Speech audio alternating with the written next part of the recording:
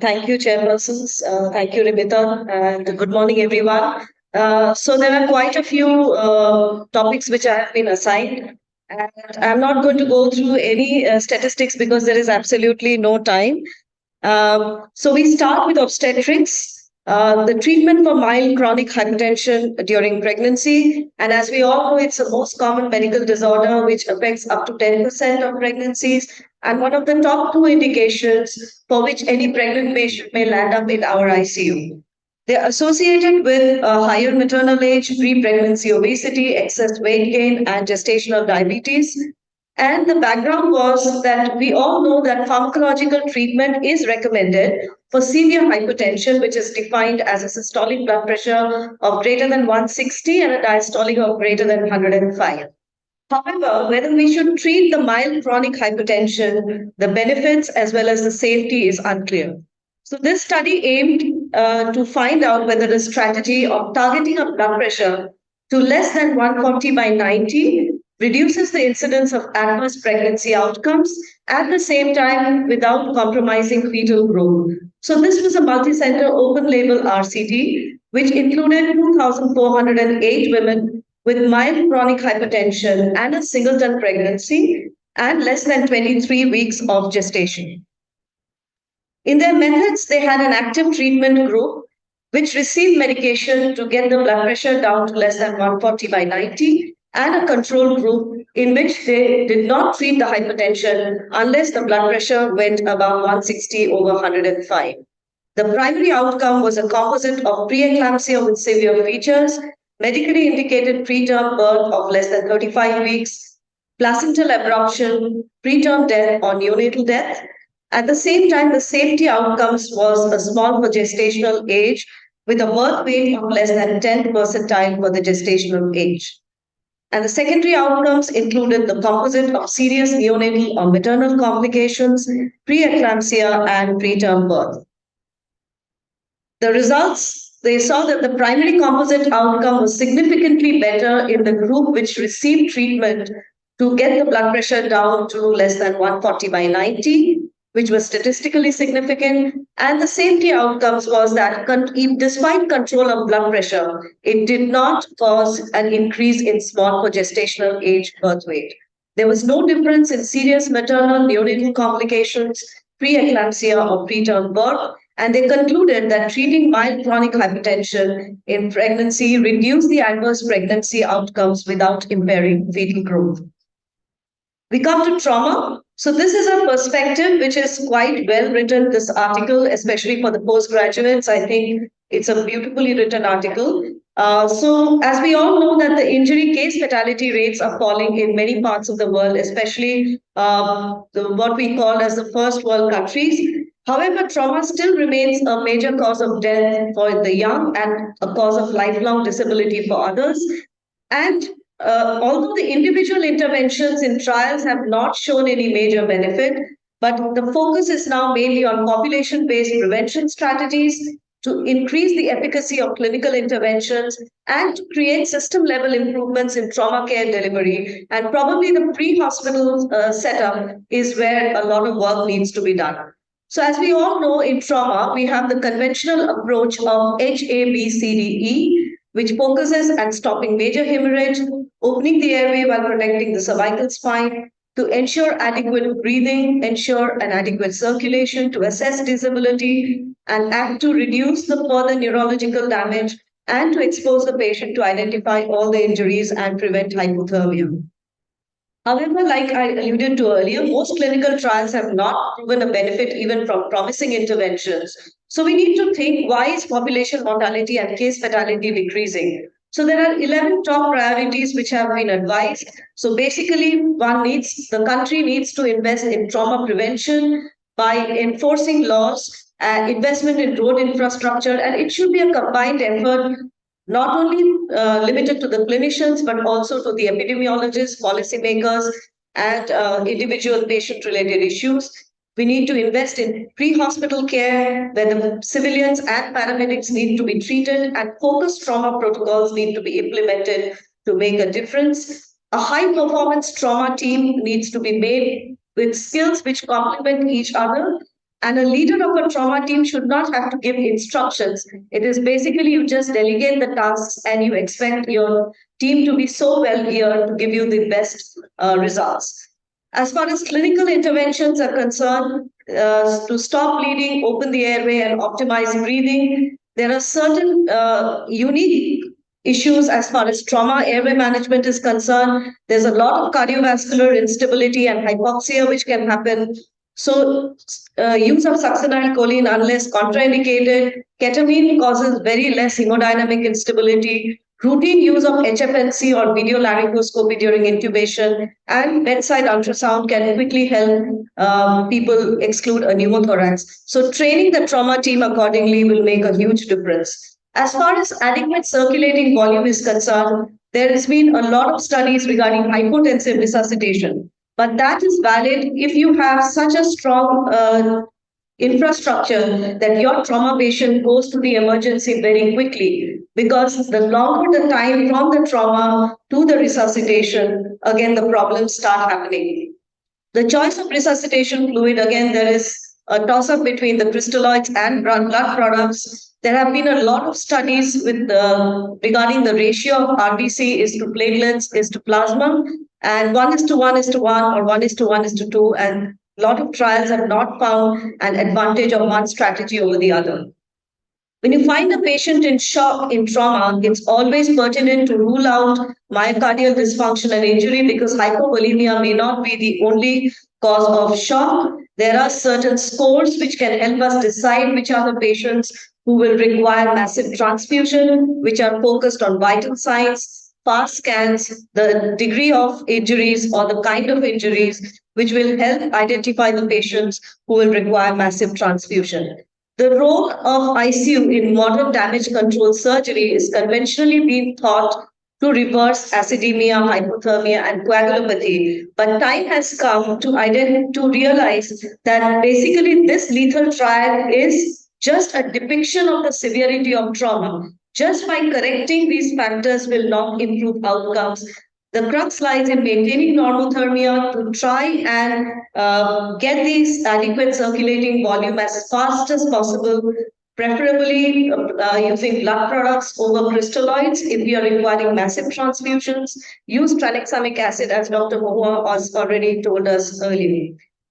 It's important to practice the housekeeping as well, because a trauma patient you might have saved from a lot of injuries, but finally dies due to a venous thromboembolism. So there are specific algorithms, and sometimes we are too defensive in giving these patients thromboembolism prophylaxis. It's always pertinent to go through a thorough tertiary survey to make sure we don't miss the injuries.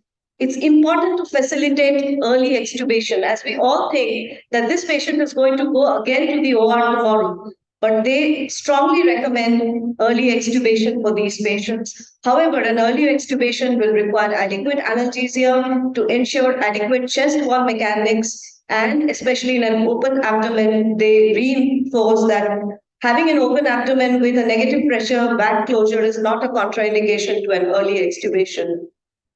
It's important for policymakers to invest in quality assurance. And as far as trauma trials go, it is high time we stop focusing on mortality as outcomes. We should look at shorter term outcomes like 6-hour all-cause mortality, improvement in coagulopathy, and the amount of fluid transfused.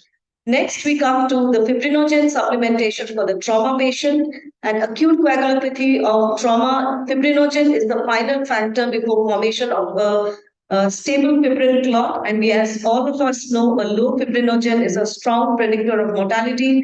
There are two ways to replenish fibrinogen. It's either cryoprecipitate, which we commonly use, and here they have compared a fibrinogen concentrate. They say that fresh frozen plasma is not as effective as a fibrinogen supplement.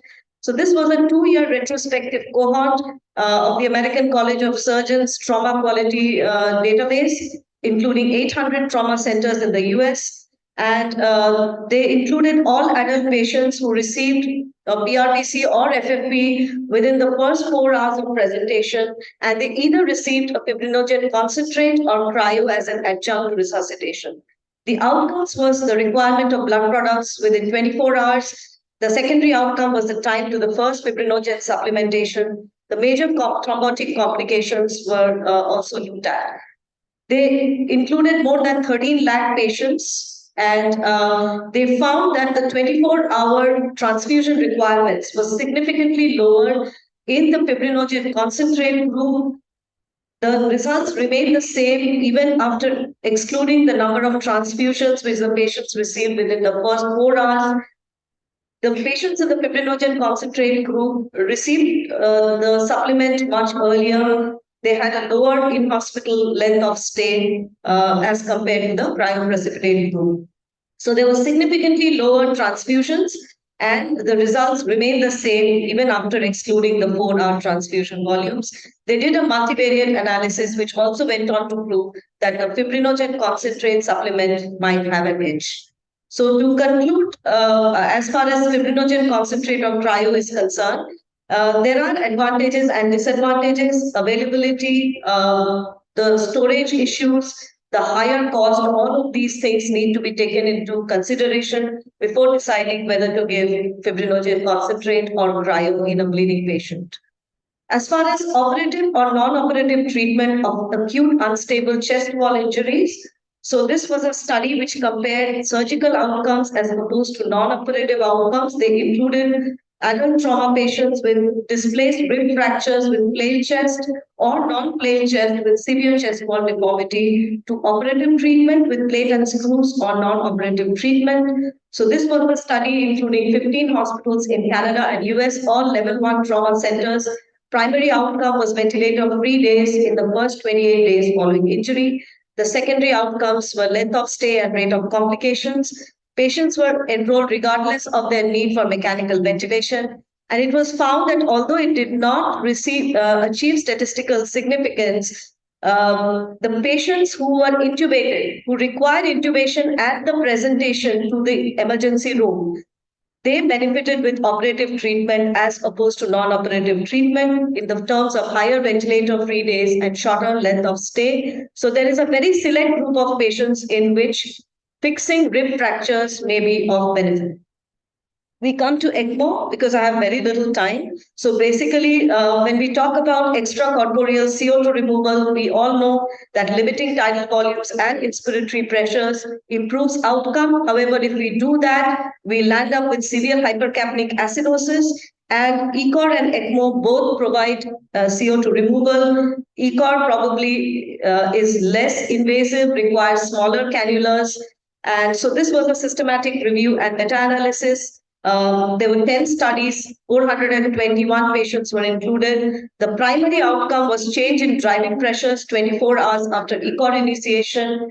And they included the patients accordingly, and they found that there was a reduction in the driving pressure, which was their primary outcome. There was a reduction in the bladder pressure, a reduction in the tidal volume, but eventually it found that there were complications, both bleeding and mechanical, which may be a deterrent when thinking about ECOR immediately, universally for all kinds of patients. But definitely, this is a retrospective analysis. It requires more trials to be proven. Now, as far as VA ECMO is concerned, as ECMO is becoming more and more available, it's important both for prognostication and to determine which are the parameters when to start weaning in a VA ECMO patient. And they found that it's important to basically establish the severity of illness as soon as the patient comes to you in cardiogenic shock. The step 2 is to monitor the shock recovery, which usually is evident within the first 24 hours. It's important to track the recovery of the native heart, which will help us to even prognosticate or counsel the relatives accordingly. Ultimately, when it has improved, there is a flow reduction trial which needs to be started at the same time. The hemodynamics and the vasopressor doses need to be monitored. And finally, if all of this goes through, this is probably the time when a safe liberation from VA ECMO can be considered. So I'll not go through this in detail, but this is basically an elaboration of the previous flowchart. Head-to-toe ultrasound, a narrative review of expert recommendations. So we were initially focused to FAST or eFAST or lung ultrasound, but the latest ESICM recommendations ask us to focus on 5 districts: brain, heart, lung, abdomen, and vascular. And now brain ultrasound can help us to assess the intracranial pressure, intracerebral hemorrhage.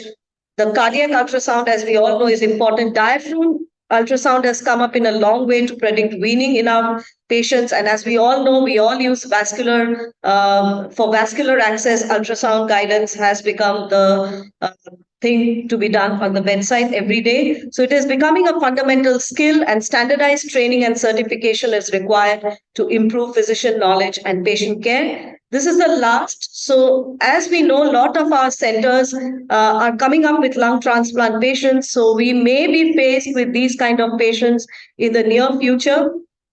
So basically, there are certain, the most scary thing after a lung transplant is a primary graft dysfunction, which is a form of ARDS, which can happen in up to 30% of transplant recipients. And there are several risk factors.